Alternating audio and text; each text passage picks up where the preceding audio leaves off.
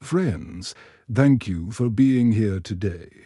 What if I told you that the media's promise of a great wealth transfer $124 trillion windfall set to revitalize the next generation is actually a mathematical myth designed to obscure the greatest consolidation of power in human history? And what if the very economic machinery you believe will save you has actually been engineered, stage by stage, to siphon value from your labor and deposit it into the vaults of a vanishingly small elite?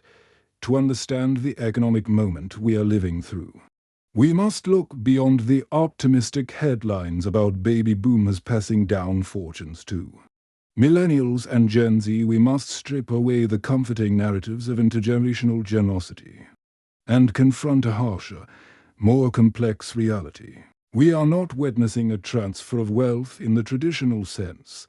We are witnessing a systemic consolidation.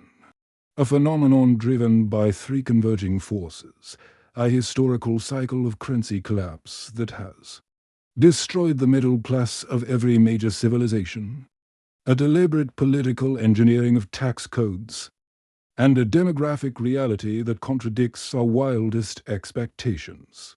To understand the gravity of this moment, we must first look at the historical pattern, a sequence that unfolds with mathematical inevitability. History does not repeat itself, but it rhymes with terrifying precision. When we examine the economic trajectories of past empires, a distinct four-stage pattern emerges, a pattern of monetary decay that inevitably leads to the destruction of the middle class and the centralization of wealth. We are currently living through the fourth and final stage of this cycle. The pattern begins with Stage 1, the foundation. A nation establishes a currency backed by something of tangible value: gold, silver, or land. In ancient Rome, it was the silver denarius. In the pre-war West, it was the gold standard. This backing creates trust, stabilizes prices, and fosters genuine economic expansion. It creates the illusion that prosperity will last forever. However, this stability breeds complacency, leading to Stage 2, expansion and debasement. Governments, driven by the need to fund wars, welfare programs, or imperial overreach, face a crisis of funding. Rather than making the unpopular choice to raise taxes or cut spending, they choose the path of least resistance. They degrade the currency. Consider Rome in 64 AD. Emperor Nero, desperate for funds, reduced the silver content of the denarius from 95% to 80%. It seemed insignificant at the time, a minor adjustment to keep the empire running. But once the seal was broken, the degradation accelerated. By 253 AD, the silver content had plummeted to 5%. A decade later, it was a mere 2%. This was not an accident.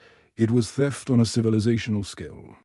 This leads to Stage 3, loss of control. As the currency loses its intrinsic value, inflation accelerates. This is the phase where the middle class is obliterated.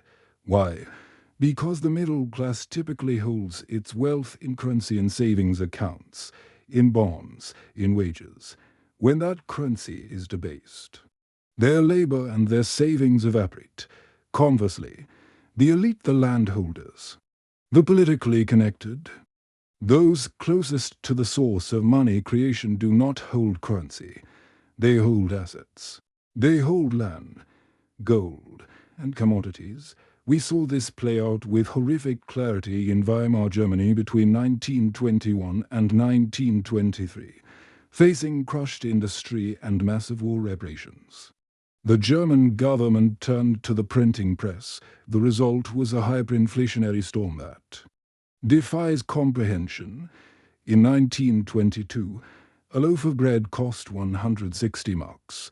By late 1923, that same loaf cost 200 billion marks. Families who had saved for generations saw their fortunes reduced to dust in a matter of months. Yet, the industrialists, the owners of factories and foreign currencies, emerged not only unscathed but wealthier than before. The wealth did not disappear. It transferred from the many who held paper to the few who held things. This brings us to stage 4, the reset. This is the phase we are entering now. A new system is introduced, but the damage is done. The wealth has been successfully consolidated from millions of families into the hands of a few thousand. In the United States, this cycle was supercharged on August 15, 1971, by the Nixon Shock, when President Richard Nixon suspended the convertibility of the dollar into gold. He effectively closed the book on the Bretton Woods era and ushered in the age of pure fiat currency. For the first time, the global reserve currency was backed by nothing but faith. Since that day, the dollar has lost over 87% of its purchasing power. The mechanisms of debasement, deficit spending, quantitative easing, and monetary expansion have run unchecked. We are now watching the mathematical inevitability of a 50-year experiment in fiat currency reach its crescendo. Well, the monetary cycle provides the foundation for this wealth transfer. The architecture was built through deliberate political maneuvering and the trickle-down myth. The erosion of the American middle class was not an accident of the free market. It was a policy choice, sold to the public under the guise of prosperity for all. The intellectual seeds of this consolidation were planted in 1974 at the Hotel Washington in D.C., where advisors Dick Cheney and Donald Rumsfeld met with economist Arthur Laffer. On a cocktail napkin, Laffer sketched a curve that would come to define American economic policy for the next half-century. His theory was seductive. If you cut taxes on corporations and the wealthy, you will incentivize production, leading to more revenue and prosperity for everyone. This theory, which came to be known as supply-side or trickle-down economics, became the gospel of the Reagan administration in 1981. The rhetoric was appealing. Americans were told that a rising tide would lift all boats. Reagan slashed the top marginal income tax rates and reduced estate taxes, promising that the benefits would cascade down to the working class. The data, however, tells a different story. Since the implementation of these policies, the top 10% of earners have seen their share of national wealth skyrocket, while real wages for the bottom 90% have stagnated. The wealth did not trickle down. It evaporated upwards. This engineering continued relentlessly, culminating in the Tax Cuts and Jobs Act of 2017. Proponents claimed that slashing the corporate tax rate from 35% to 21% would unleash a wave of job creation and wage increases. Corporate leaders promised that the tax savings would be reinvested in workers and research. Instead, we have the benefit of hindsight to see exactly where that money went. It went to stock buybacks. By repurchasing their own shares, corporations artificially inflated their stock prices, since the top 10% of households own approximately 85% of all stocks. This was a direct transfer of wealth from the public treasury to the portfolios of the wealthy. Analysis shows that the typical worker saw a near-zero increase in wages directly attributable to these tax cuts. Meanwhile, executive compensation, often tied to stock performance, reached stratospheric levels. Furthermore, the tax code has been riddled with loopholes so large that they render the concept of a tax rate meaningless for the ultra-wealthy. Investigation into major corporations reveals that despite billions in profits, many pay effective tax rates in the single digits or even negative rates, receiving refunds from the government. When a multinational corporation pays a lower tax rate than a school teacher, the system is not broken. It is fixed. It is functioning exactly as designed to facilitate the accumulation of capital at the top. Perhaps the greatest triumph of this political engineering is the rebranding of the estate taxes. The death tax through clever messaging. Lobbyists for the billionaire class convinced ordinary Americans that the government was coming for their family farms and small nest eggs. In reality, the estate tax applies only to the ultra-wealthy, the top 0.1%. Yet, by eliminating or eroding this tax, we have allowed for the creation of a permanent aristocracy. We are moving away from a meritocracy, where wealth is earned through innovation and labor, toward an oligarchy, where wealth is simply inherited and compounded tax-free, generation after generation. I want to pause here and ask you, do you see this shift from meritocracy to aristocracy happening? In your own community, do you believe the tax system is rigged, or is it just smart economics? Let me know your thoughts in the comments below. This combination of monetary debasement and favorable tax policy has birthed a new economic reality, as at inflation and the rise of the inheritocracy. In this environment, the surest path to wealth is no longer hard work or innovation, but simply being born into the right family. This shift is driven by the inflation of asset prices. When central banks print money and keep interest rates historically low as they did for over a decade following the 2008 financial crisis, that liquidity does not flow evenly through the economy. It seeks yield. It flows into real estate, into the stock market, and into luxury assets. This creates a bifurcation of the economy. If you are young and rely on wages to build wealth, you are running on a treadmill that is speeding up. House prices have skyrocketed, decoupling completely from wage growth. In the 1960s, a median home cost roughly 3 times the median income. Today, in many major cities, that multiple is 10 or 12. The asset ladder has been pulled up.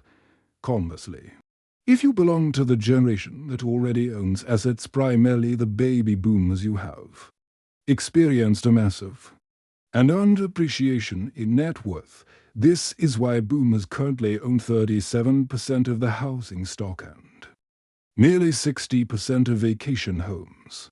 Their wealth didn't necessarily come from working harder than their parents. It came from being on the asset side of the ledger during a period of rampant monetary expansion. This dynamic explains why the media is so fixated on the $124 trillion transfer. They look at the balance sheets of boomers, bloated by inflated real estate and stock valuations, and assume that money will flow down to millennials and Gen Z, but this assumption ignores the extreme concentration of that wealth, of that projected $124 trillion. A staggering $62 trillion resides with just the top 2% of households, the bottom 50% of Americans hold only 2.8% of national wealth. For the vast majority of families, there is no great transfer coming. There is only the struggle to survive in an economy where the cost of living rises daily while the purchasing power of the dollar elapses. This centralization creates a vicious cycle. As the economy stagnates for the working class, inheritance becomes the only lifeline. We see this in data from Europe, particularly in slow-growth economies like Italy. As economic vibrancy declines, the ratio of inheritance to national income rises. We are becoming a society where your financial destiny is determined not by your talent, but by the size of the legacy you receive. But even for those lucky few in the middle class who expect an inheritance, the demographic reality is likely to be a disappointment. There is a massive gap between what millennials expect to receive and what boomers plan to leave. Studies show that while young people anticipate trillions in inheritance, only a minority of boomers actually plan to leave a significant financial legacy. Several factors are at play here. First, longevity. Boomers are living longer than any previous generation. A retirement that lasts 30 or 40 years is expensive. The cost of health care, assisted living, and memory care can drain a lifetime of savings in a few years. Second, there is a shift in mindset. Many boomers, having worked hard and seen their home values explode, are adopting a die with zero mentality. They are spending their wealth on travel, lifestyle, and experiences. They are, in effect, consuming their children's inheritance. Third, we must consider the Vanderbilt effect. Historical data from the Williams Group suggests that 70% of wealthy families lose their fortune by the second generation and 90% by the third. Wealth is difficult to maintain. It requires stewardship, without financial literacy, which statistics show is lacking in younger generations. Even significant windfalls can be squandered on bad investments or lifestyle inflation. Furthermore, the transfer that is happening is often occurring inter vivos during life. The bank of mom and dad has become a critical financial institution. Wealthy parents are paying for their children's college tuition, buying their first cars, and most importantly, providing the down payments for their homes. This invisible transfer is happening right now, further widening the gap between the haves and the have-nots. If you have wealthy parents, you get on the property ladder in your 20s. If you don't, you remain a renter, paying off the mortgage of a landlord who likely inherited the property themselves. However, the danger of this moment extends far beyond the disappointing bank accounts of the middle class. It threatens the very engine of civilization itself. We must recognize that the transition from a production-based economy to an inheritance-based economy and inheritocracy carries a heavy price: stagnation, when wealth is earned through risk-taking, innovation, and business creation. It is dynamic. It funds the future. But when wealth is inherited, its nature changes. It becomes defensive. It seeks preservation rather than growth. Look at the warning signs from other stagnant economies. Research from The Economist highlights a stark correlation in countries with the slowest growth, like Italy. The ratio of inheritance to national income is highest. In Italy, where the economy has flatlined since the mid-1990s, inheritance flows have tripled. Why? Because when an economy stops growing, the only way to get rich is to wait for your parents to die. Capital stops flowing into new ventures, startups, and technologies, and instead flows into low-risk, non-productive assets like government bonds and existing real estate. We are seeing the early stages of this sclerosis in America right now. We are transforming from a nation of risk-takers and builders into a nation of rent-seekers and heirs, paralyzed by the fear of losing what was given rather than motivated by the hunger to create what doesn't yet exist. And yet, despite these flashing red warning lights, a dangerous psychological fog blinds us: the illusion of American exceptionalism. You are likely sitting there thinking, this time is different. We are the United States. We have Silicon Valley. We have the world reserve currency. We are too big to fail. This is the same comforting lie whispered in the marble halls of Rome before the fall. It is the same delusion that comforted the intellectuals of Weimar Germany. This normalcy bias is the pattern's greatest defense mechanism. It convinces you that the laws of mathematics do not apply to you because of your flag, your military, or your past achievements. But the pattern does not care about your history books. It cares about debt-to-GDP ratios. It cares about money supply expansion. It cares about the immutable reality that you cannot print. Prosperity. When you debase a currency to pay for debts you cannot afford, you do not escape the consequences. You merely delay them. And when the bill finally comes due, it is always paid by the holders of the currency, never the holders of the assets. The trap is set. Millions of Americans are paralyzed, holding onto cash that is melting like an ice cube in the sun, waiting for an inheritance that statistics say isn't coming, and believing in a system that has already entered its terminal phase. To survive this, you must shatter the illusion of normalcy. You must accept that the safe path saving money in the bank is now the risky path, the risky path buying volatile assets is now the only safety. The wealth transfer is not a future event that might happen. It is a siphon that is operating right now, in real time, extracting the value of your labor and storing it in the assets of the elite. All of these forces converge into what we can only call the final consolidation, before we get to the conclusion and what you can do about this. If you are finding value in this deep dive, please hit the like button and subscribe to the channel. It really helps us spread this message to more people who need to hear it. So, why has the biggest wealth transfer in American history begun?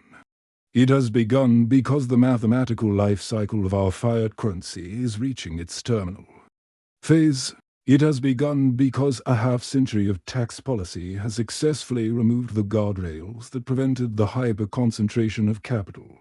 It has begun because we have built an economy where assets are king and labor is a commodity. We must stop viewing this $124 trillion figure as a windfall for the masses. It is not a democratization of wealth. It is a consolidation. It is the endgame of a system that rewards those who hold the assets and penalizes those who hold the currency. The narrative of the great wealth transfer serves a specific purpose. It keeps the population docile, waiting for a payday that, for most, will never come.